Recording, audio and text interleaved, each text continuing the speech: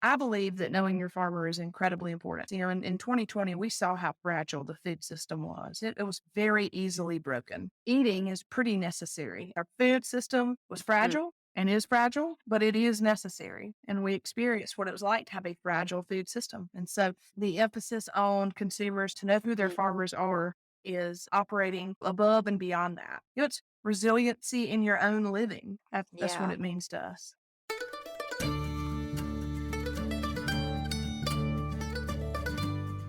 You're listening to the Good Dirt Podcast. This is a place where we dig into the nitty-gritty of sustainable living through food, fashion, and lifestyle. And we're your hosts, Mary and Emma Kingsley, the mother and daughter founder team of Lady Farmer. We're sowing seeds of slow living through our community platform, events, and online marketplace. We started this podcast as a means to share the wealth of information and quality conversations that we're having in our world as we dream up and deliver ways for each of us to live into the new paradigm, one that is regenerative, balanced, and whole.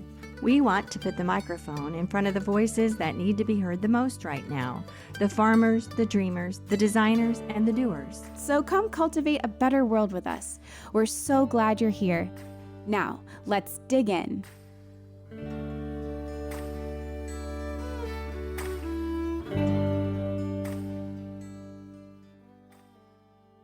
Hello, everybody. Welcome to another episode of the Good Dirt Podcast here on this November Friday. And I will say that in our area, this is the first week since daylight savings time ended, which means there's been a rather abrupt shift in daylight. The days are much shorter suddenly. Of course, it's been happening gradually over the last several months, but we get to this point in November where all of a sudden it's an hour earlier that darkness comes. So that takes some getting used to. So I was just reflecting on, what does that mean for us on a daily basis? Emma, what does the shorter days mean for you when this happens every November? Well, I think it comes as a bit of a relief sometimes because, especially at this time in the year, it's like permission to sort of turn off because I tend to work. I have a lot of different projects going on and I have my fingers in a lot of pots. And so I have a tendency to just sort of never stop working on things. And when it gets dark earlier, I can take that as a signal to stop and even go to bed earlier. And Yeah. sometimes I even find myself getting tired earlier because of that. So that's how it affects me. I know some people have a really hard time with it because there's just less sun in general. And for people who are, maybe don't have access to a window all day, you go to work or school, and then you go to school in the dark and you come out in the dark. I remember I've had to do that as well. So I know it can be really hard, but personally, I welcome it as sort of an excuse to turn off, which is nice. What about you? Yeah, well, in the spirit of slow living through the seasons, there are so many things about it that I actually do love. I feel like it's kind of jarring at first, but once I get over that, like, okay, yeah, it's dark at 5 o'clock. Then I settle into it and I take more time, I think, like cooking dinner, spending more time on it, because normally in the summer I want to be outside really late and I want to be outside a long time and not come in and be working in the kitchen. So this invites me indoors, invites preparing a lots of nice comfort food like soups and stews and roasts and roasted vegetables and all those kind of cold weather things. And like you say, getting ready for bed earlier, even feeling tired earlier. We're actually talking about these things in the Almanac this week about shifting our lives more indoors and how we can better adjust to the change in time and light and lean into the season and get the benefits of it and the joy and the comfort of it. So yeah, I think the time change combined with the colder weather also really finally brings a garden season to a close. So now I can shift to the winter projects I have to attend to. I have to go through and clear out some old papers and journals and some writing projects that I want to dig into a little bit more. So yeah, it's a real shift. Did you know that there's this thing that passed in the House called the Sunshine Protection Act this year that might, if it goes through Senate and the president signs it, then it would actually, I want to say, get rid of daylight savings time, but it's the opposite. It would keep daylight savings. It would get rid of this time change. Yes, I had heard something about that. I really didn't know the status of it, but I was aware that this might be the last year we experienced this sudden change. Yeah. Isn't that crazy? Is it that on track? It looks like it. From what I can tell, it looks like it's passed in the House, needs to pass in the Senate, and then signed. So I don't know how long that stuff takes, but Wow. So that would mean then that the shift would be more gradual, like in nature. right. All right. So that'll be really interesting to compare that next fall and see how that feels compared to the way we've been living. As long as I can remember, there was this sudden jump back, fall back. Mhm. Yeah. Yeah. Wow. So speaking of things ending or possibly ending, we have some exciting things happening in the marketplace. So when we started Lady Farmer, we started as a sustainable apparel company, and we designed this beautiful line of clothing and had them manufactured here in DC. And we have just a few pieces of that collection left, like really just a few. And then we partnered a couple of years later with the brand Line and Toe, and we have beautiful pieces in that collection also left, also limited. And both of us, Lady Farmer and Line and Toe, have, for this foreseeable future, decided that we're not going to continue making sustainable clothing. So this is really the last of it. And I don't know how I feel about that. I think in the past I felt kind of sad about that, but I think actually right now I'm feeling excited for what's next, and I'm really excited to make space in our marketplace for so many other amazing things and connecting you all with incredible brands and people doing really cool stuff in the sustainable living space. So, in order to celebrate, we are having a huge sale on all of these beautiful garments until they run out, really. And if you're an Almanac member, you have special access starting November 11th. And then, if you're not an Almanac member, this sale will open up on Tuesday, November 15th. So just keep an eye out for that. And you really don't want to miss it. This is really exciting. It's like a warehouse sale. We should have everyone over and see you all in person, but we don't have the space for that.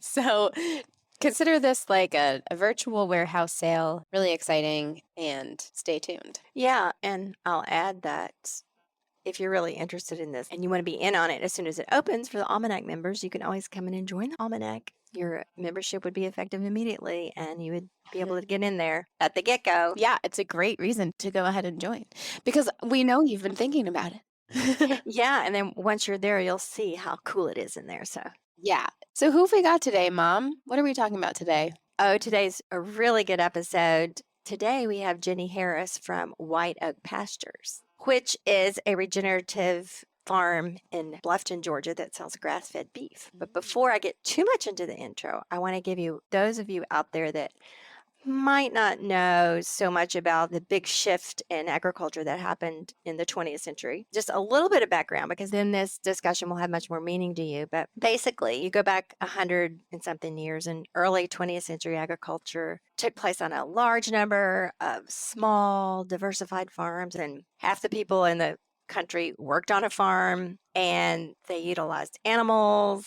And, you know, you remember the song, Old MacDonald Had a Farm. That's the kind of farm that was around in the early 20th century. Small, diversified farms in rural areas. And then fast forward 100 years, and agriculture is concentrated on a very small number of large, huge farms, highly productive and specialized and mechanized commodity farms, wheat, corn, soy. And it employs only a very small share of U.S. workers and highly mechanized using tractors and machinery instead of animals. So farmers now produce on a much larger scale, and consumers spend an increasingly smaller portion of their income on food. And because of all the technological innovation and changing market conditions, farming has become a much smaller player in national and rural economies. And then agricultural chemical fertilizer and pesticides began being used increasingly. And then also the CAFOs, the infamous CAFOs, I'll say, the confined animal feed operations, which are industrial food factories where animals are densely packed,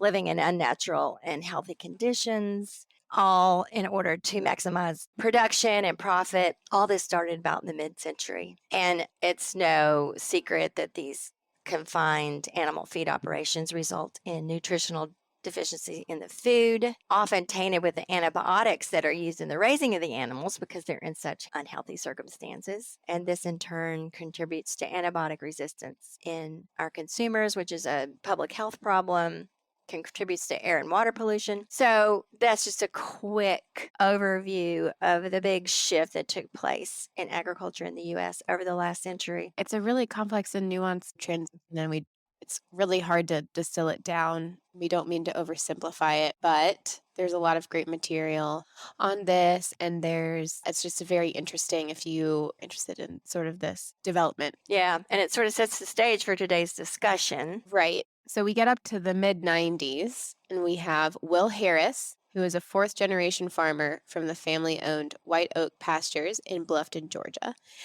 And you'll hear Jenni talk about it in the interview, but he just recognized these problems that this late 20th century industrial agriculture had been creating in the previous decades. And he decides to take his whole operation back to the days of his great grandfather. And he goes to start using pre-industrial farming practices that had worked for centuries before all of these shifts. And he gave up chemical inputs and animal confinement farming. And he began implementing what we call regenerative farming. But, it's truly, if you talk to regenerative farmers and people in the space, regenerative farming just means farming. But we have so many different things going on now, so it's helpful to have a word for it. But today, White Oak Pastures raises 10 species of livestock, eggs, organic vegetables, and honey on almost 5,000 acres of land. And they do what they do in what they call a radically traditional way. And Jenni Harris, again, as the daughter of Will Harris, she's a fifth generation Harris family member who works at White Oak Pastures. She grew up on the farm, and she returned after college in 2010 to work there full time as director of marketing. And today she's here to talk to us about White Oak Pastures and how they've continued to evolve as an online source for high quality meat while maintaining not only a commitment to land stewardship and sustainability and regenerative farming, but to their rural community as well. You'll hear all about it. And after listening to this, you might want to order one of their pasture-raised turkeys for your Thanksgiving dinner. There's still time, and we'll put a link in the show notes. Yeah, and I'll go ahead and add that it's not just an online source. You can go to Bluffton and you can visit, as you'll hear her talk about in the episode as well. And certain stores like Whole Foods carry, and Publix, I believe, if you're in the Southeast, carry White Oak Pastures meat. So maybe you've even bought it before or seen it in the grocery store, or maybe you've never heard of it, in which case we are so honored to introduce you to White Oak Pastures and Jenni Harris, of all people, who was just so much fun to talk to. And we know that you're going to love this conversation. Okay, let's get started. Here's Jenni.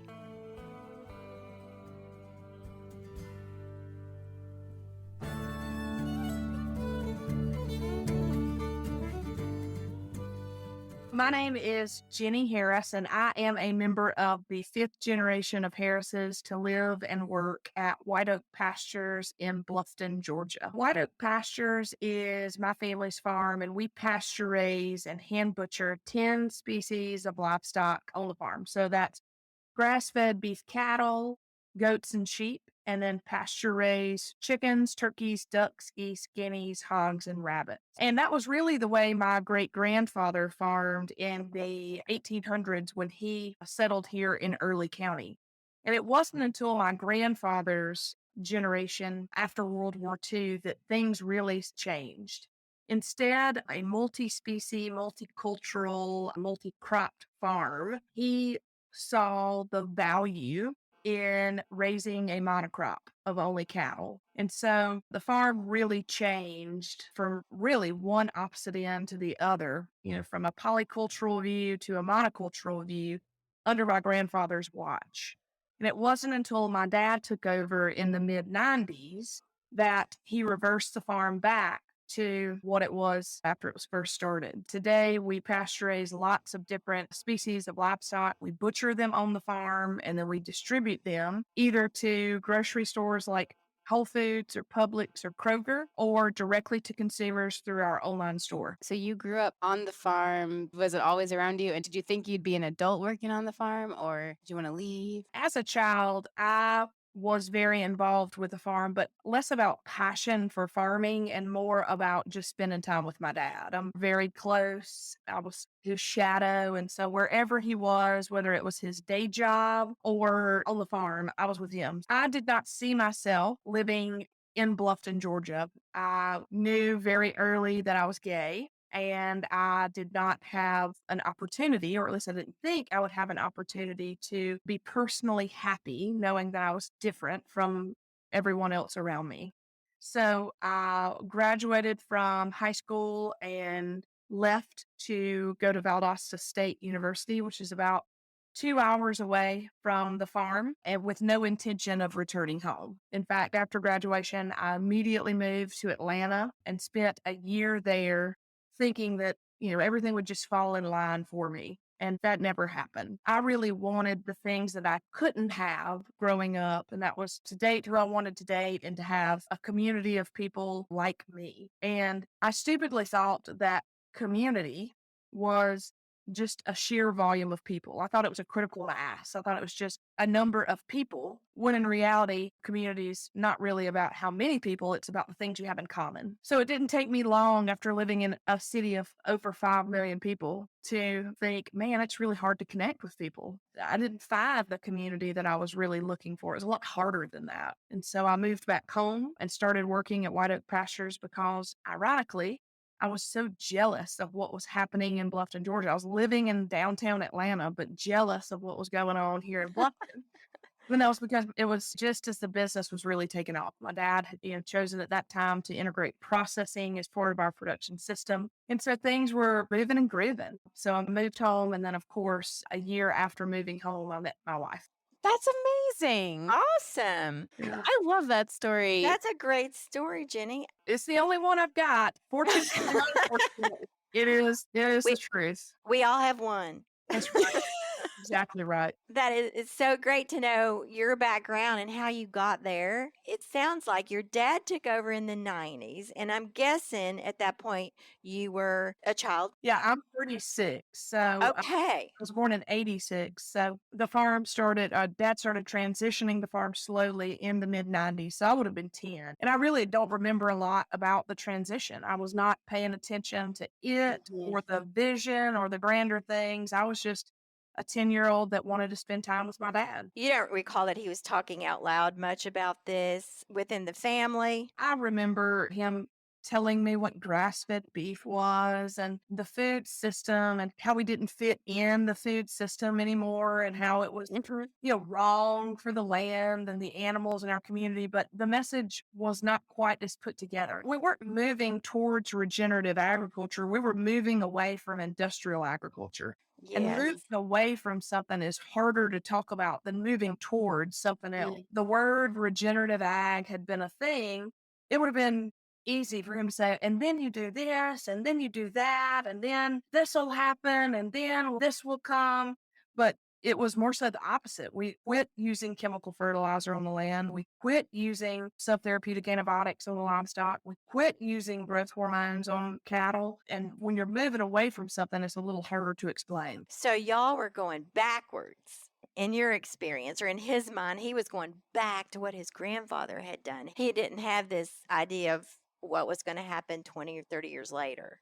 No, he had no clue. He talks a lot about, my dad is excessive and he has an excessive personality. He thinks if a little will do a little good, a lot will do a lot of good. So if the antibiotics said give 2 cc's per 100 pounds, he probably gave 4 cc's. Or if the chemical fertilizer said put a quart to the acre, he probably put 2 quarts to the acre. And so while that was excessive, what it did was it showed him the unintended consequences much sooner. Yeah. Everything's okay in moderation, but he was not a moderate user. And so those unintended consequences became really clear for him, and he knew that that was really not what we ought to be doing. I think he more so recognized it because he was not a user, he was an abuser. And that recognition caused him to want to do things differently. That's the story of change for us, but we have been steadily making changes over the past 25 years. Yeah, the business Yeah. looked incredibly different from a couple of years to the next couple of years. In what ways? Like, what major ways stick out?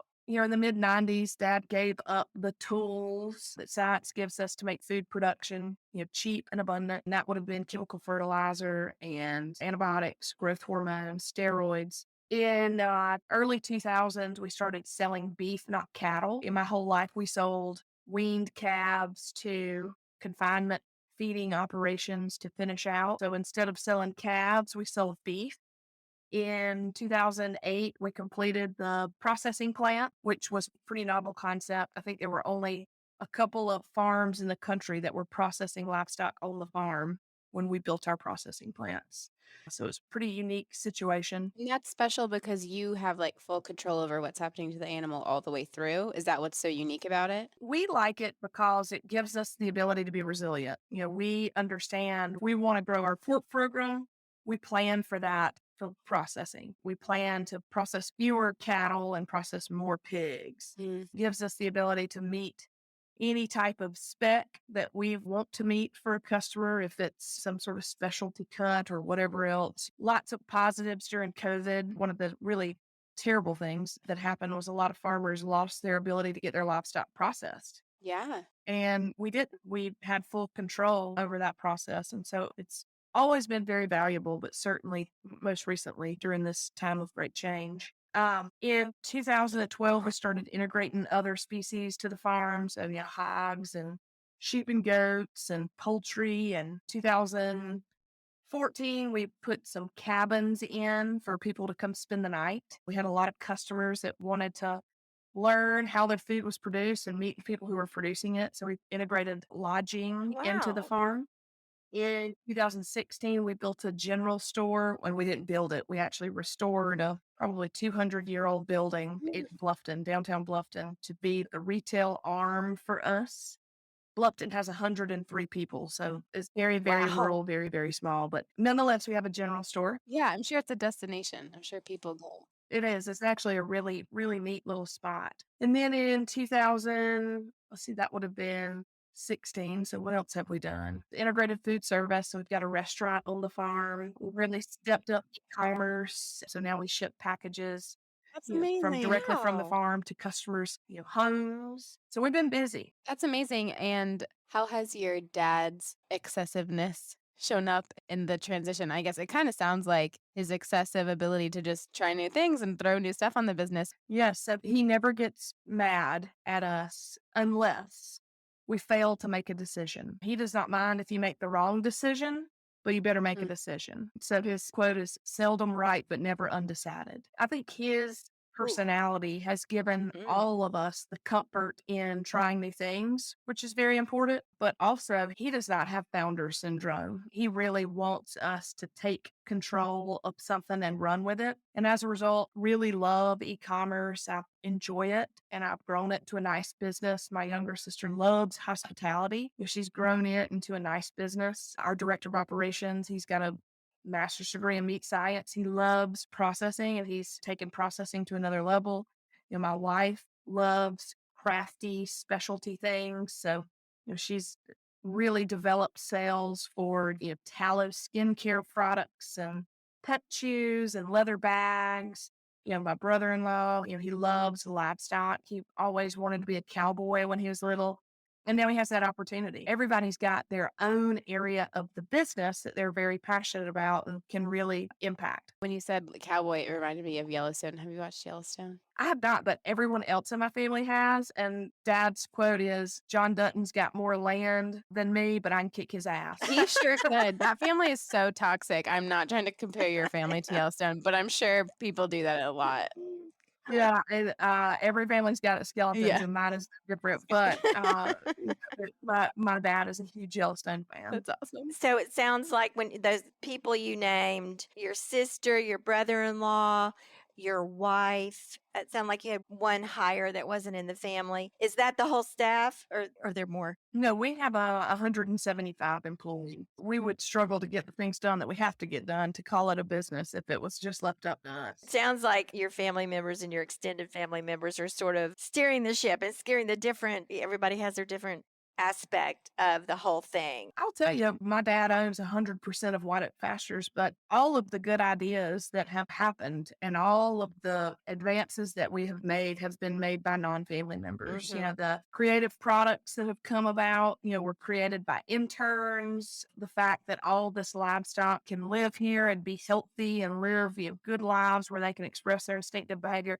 Those aren't Harris's. Those are very passionate, smart people that are not local to here, or some of them are not local to here, that have come here and made real career choices to do things differently at White Oak Pastures. Speaking of doing things differently, to go back a little bit to the 90s and the early 2000s, when your dad was making such a radical transition for the time, how was this taken by the community or neighboring farmers? What kind of impact did that have? We are in agricultural country, so we either raise livestock, cotton, corn, or peanuts down here. Yeah. And commodity farmers are deeply entrenched in commodity farming. It's not like if they rode by and really liked the way our farm looked, they could just swap and start raising livestock the way we do it. A cotton picker is only a cotton picker, and they cost hundreds of thousands of dollars, if not, $1 million. If a farmer that raises cotton or grows cotton wants to change and raise cattle, that cotton picker is no good anymore. Yeah. They still have to pay for it. It's a challenge for farmers to transition to a different model. Hopeful that more farmers can, but getting into farming is really complicated. It's capital intensive. There's a lot of red tape, especially with what we do. We're highly regulated with processing. There's not been a huge amount of transition in farms doing more of what we do and less commodity farming around here. I'm hopeful that that might change in the future. Did your dad get a lot of pushback for what he was doing, or did people just say, okay, you be you, Will Harris? Or how did that go? That excessive personality is paired with a lack of giving many shits of what people think. I don't think that he was necessarily seeking approval from anyone. Yeah. It is radically different from what other farms and farmers do. And I think some of them don't understand it. I think some of them think it's crazy. I think some of them think it's fine. So, what do you think about, given your experience? And it's really cool that y'all have been around, like, even before there was even a word for it, and people want to label things and all of that. But what do you think about this, I guess, method or way of farming becoming more widespread? Do you think it's possible that it can become the mainstream, that it'll beat out commodity farming? Like, what do you think that looks like? I think that whatever's going to happen is going to happen because of consumer demand. I think that while y'all might live in DC, I don't necessarily think that there's going to be a tremendous amount of lobbying and bills passed to support farms that do what we do. I think that if it changes, it will be because consumers demand it to change. And that's interesting that you bring up the lobbying too and the policy, because so much of commodity and the conventional farming is based in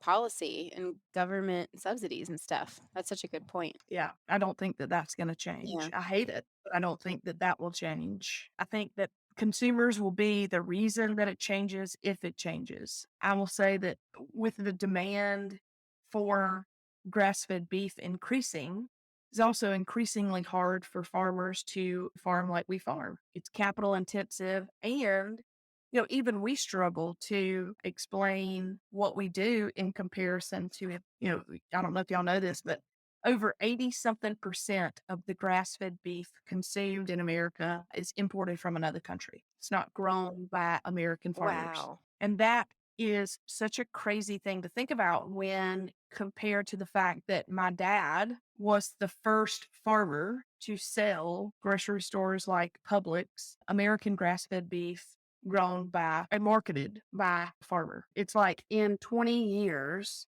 it went from being this never before heard of by Publix thing to over 80% of what is available is imported from another country.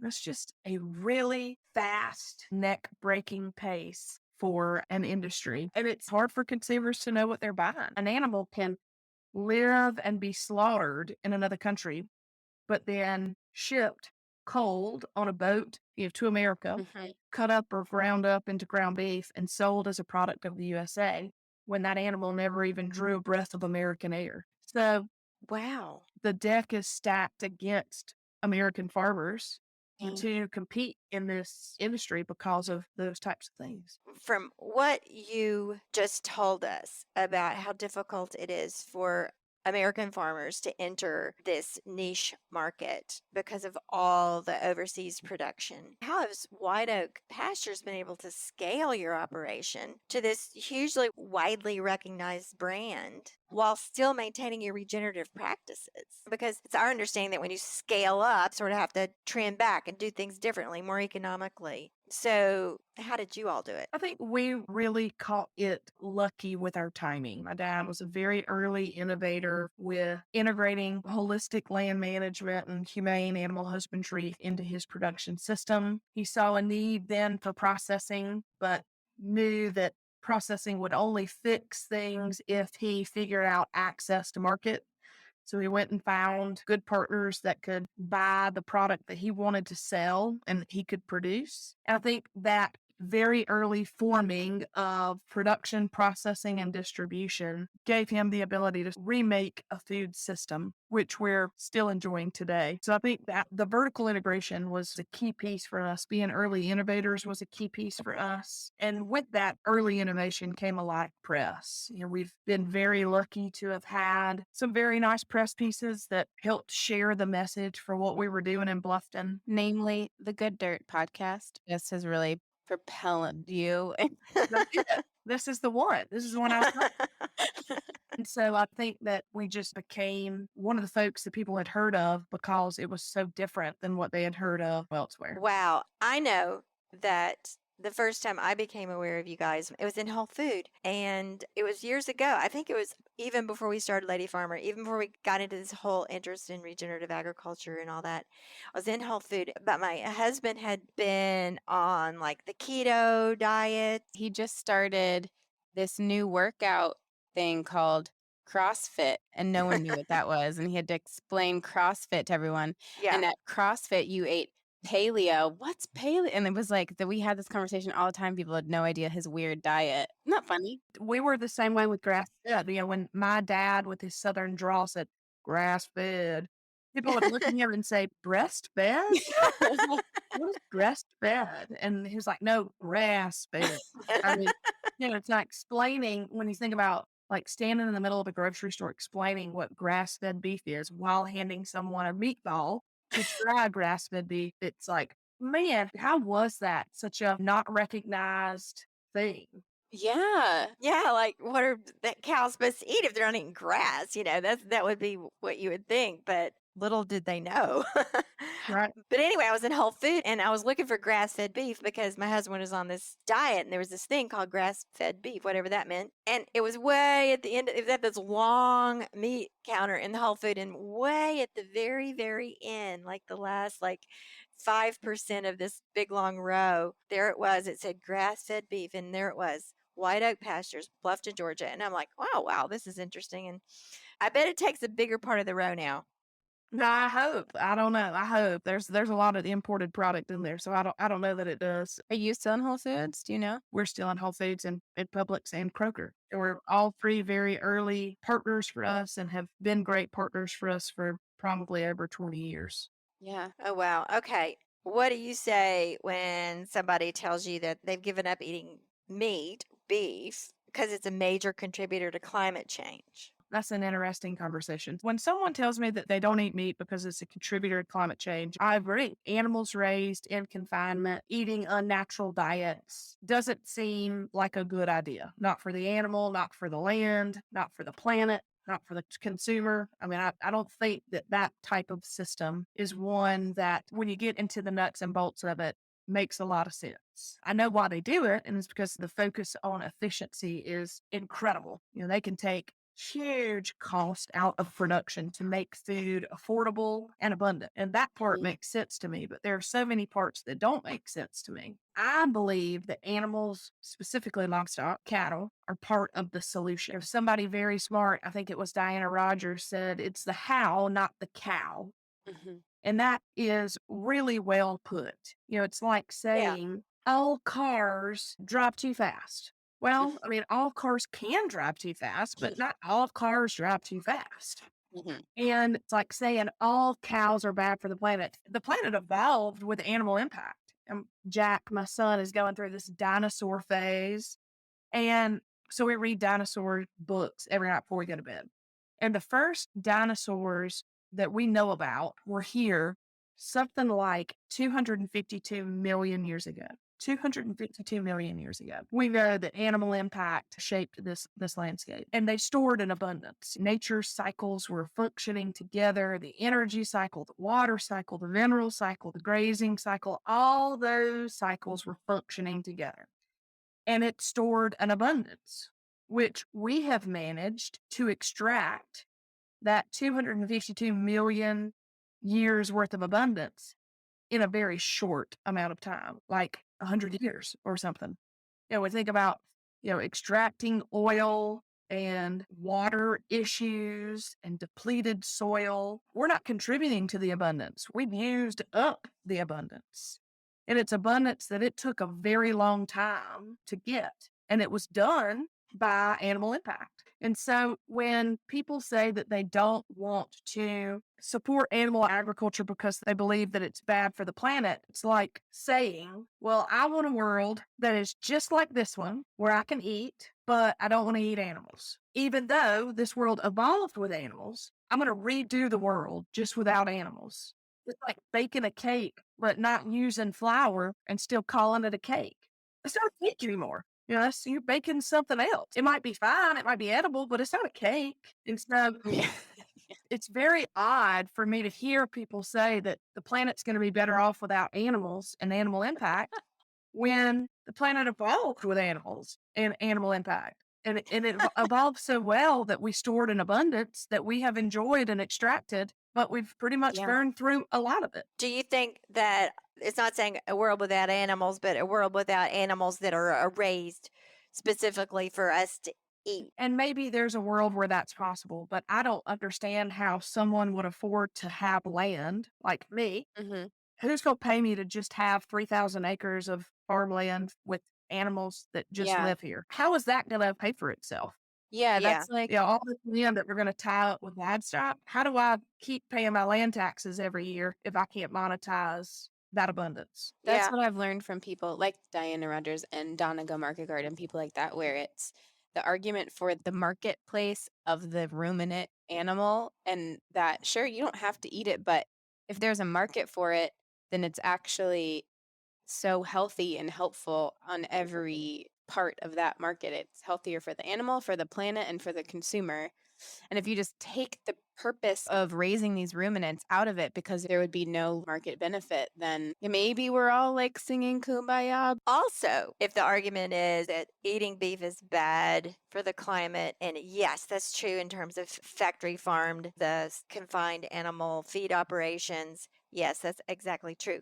But the way you're doing it, and increasingly more farmers, we hope, are doing it, is actually the opposite is true. It's climate beneficial. Would you say that's true? I know it is. We work with Epic Provisions, which is owned by General Mills, and General Mills wanted to really understand if animal impact was regenerating good, healthy soil.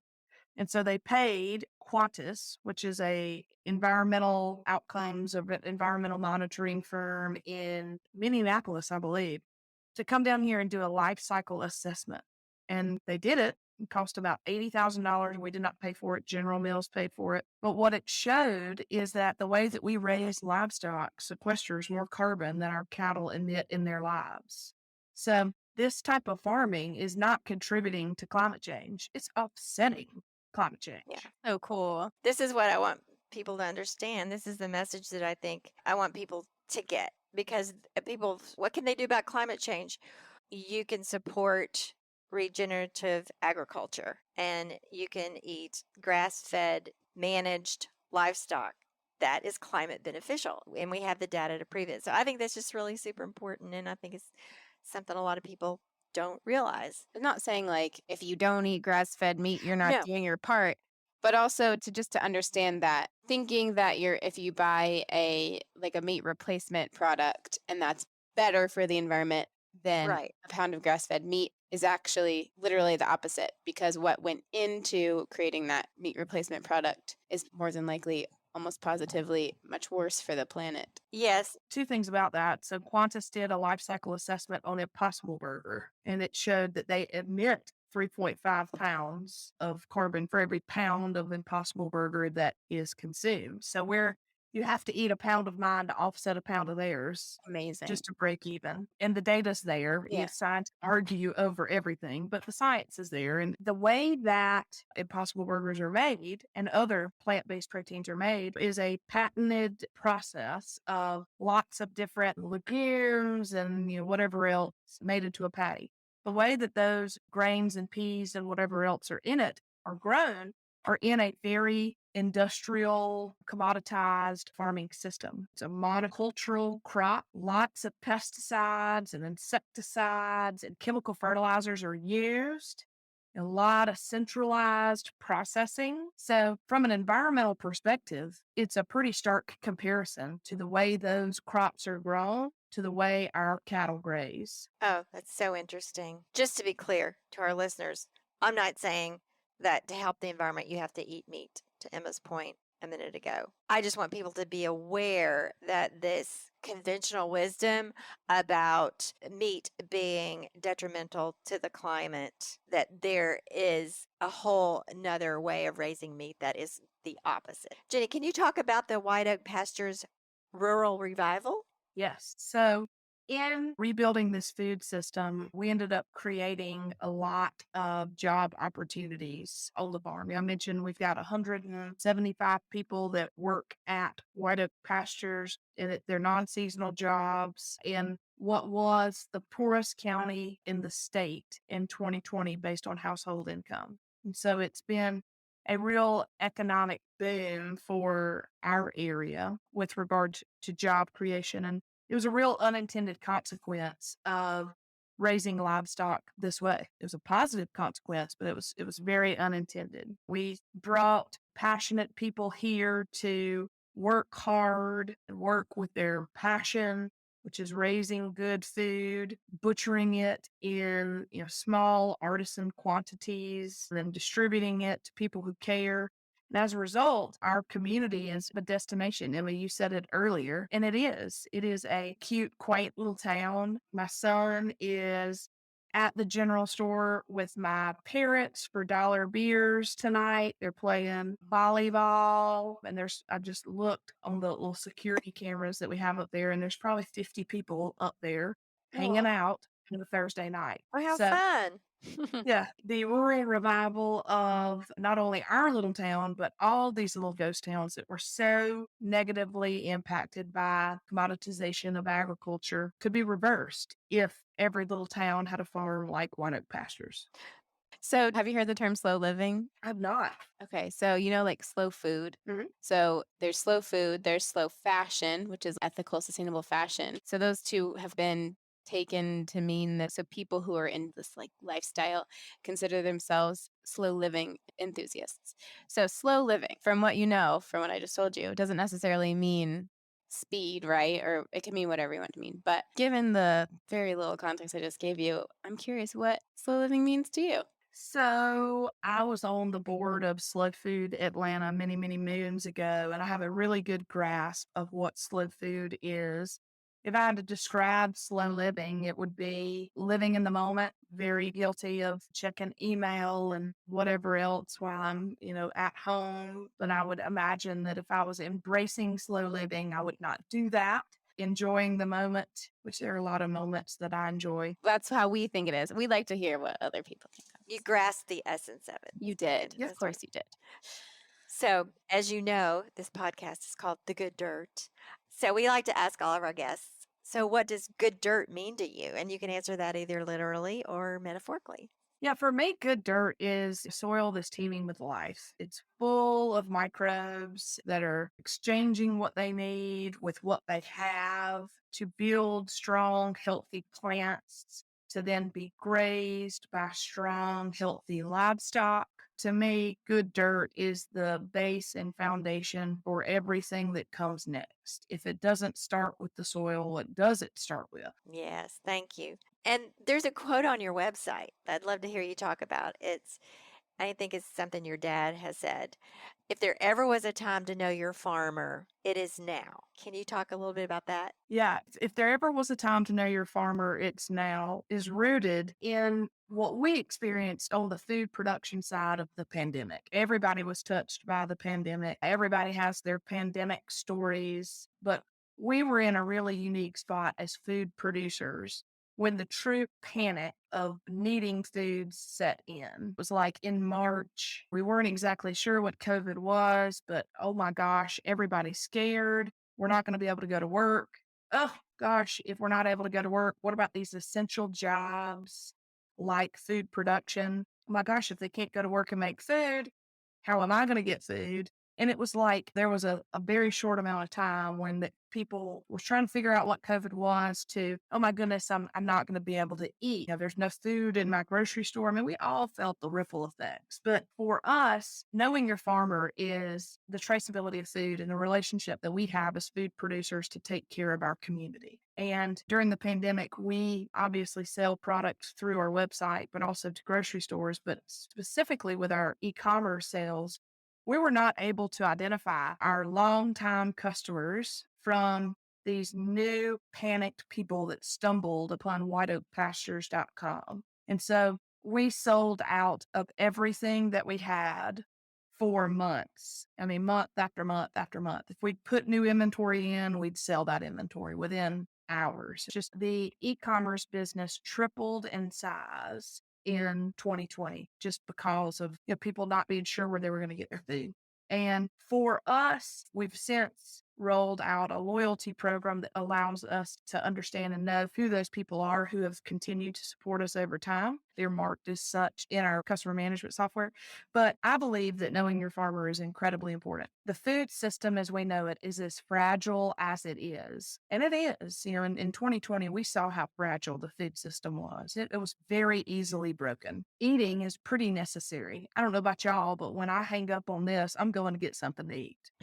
I don't think that we want the words fragile and necessary in the same sentence.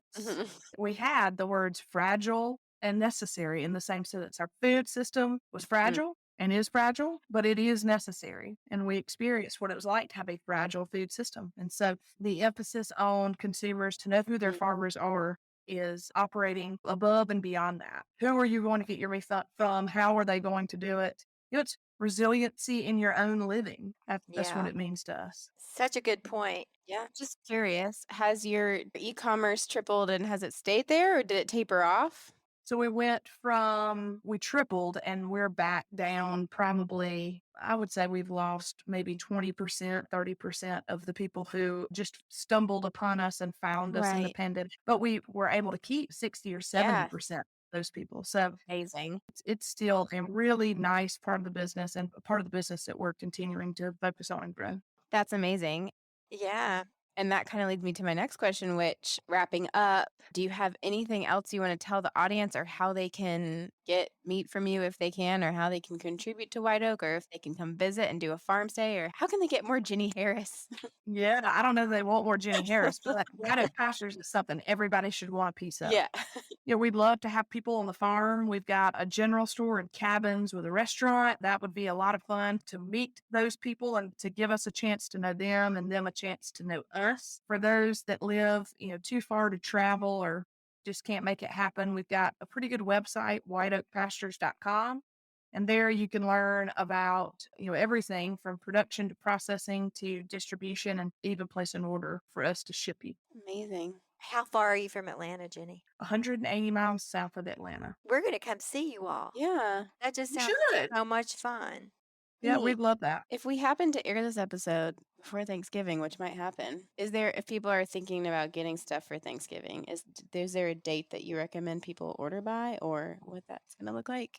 So we are currently pre-selling our Thanksgiving turkeys, and those will be available through our online store. We'll ship those turkeys the week before Thanksgiving. So anything that you purchase with the hopes of consuming for Thanksgiving, place it a little before the week before Oh, Thanksgiving so we great. can get it Okay. shipped to you. Cool. This has been a pleasure. This has been really fun. It was so fun to talk to you. It was a great conversation. I really enjoyed it. And we really, really thank you for your time. I know you're We super appreciate it. busy and we appreciate it. And our audience is going to love this. I'm grateful for the opportunity to tell y'all and everybody else about what we do at White Oak Pastures. Oh, they're going to love it. Thank you so much, Jenny. Have a good rest of your night. Thank you. Good Y'all night. too. Thank you. Bye bye.